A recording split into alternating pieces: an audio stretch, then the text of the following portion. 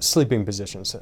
Again, on a regular basis, we're asked by patients what positions should they sleep in. And it really comes down to what they have going on clinically.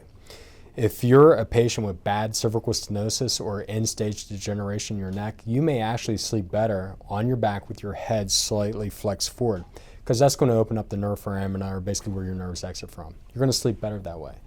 There's no way that that patient is going to do well sleeping on their stomach with their head extended and rotated, because it's just going to jam everything up which is already degenerated. So stenotic patient may need to sleep forward. If you're a disc patient, you may do better with slight extension. That too becomes a little bit tricky, because you need to make sure the pillow is just in the right position. And if you're a side sleeper, that becomes very difficult, because the biggest issue that we have is trying to put your head in a neutral position. So just keep your head neutral, period. So if you were to sleep on your left-hand side, you want to make sure that your head is not tilted too much to the left, or you have too much of a pillow and you're tilted everything the opposite way. You got to keep it neutral.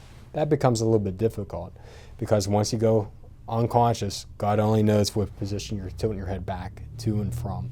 So things become a little bit stubborn that way. When it comes to the low back, that too is clinically dependent, but usually the universal go-to is sleeping on your back with a pillow underneath your knees. It will roll your pelvis backwards. It will open up the spacing within your low back.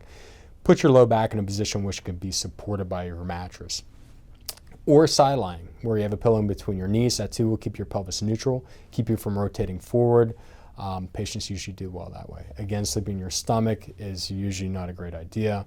That should be avoided when it comes to a low back condition or a cervical condition. Besides sleeping, if the patient is going to watch TV, definitely if it's a low back situation, not to sit in a lazy boy recliner, because there's actually obviously no support with that, so that could make matters a lot worse. So we always recommend either lying on your side with your knees bent, or even sitting in a straight back chair if you're going to be watching TV or reading for a long period of time. And that is as long as they don't have a lumbar disc issue.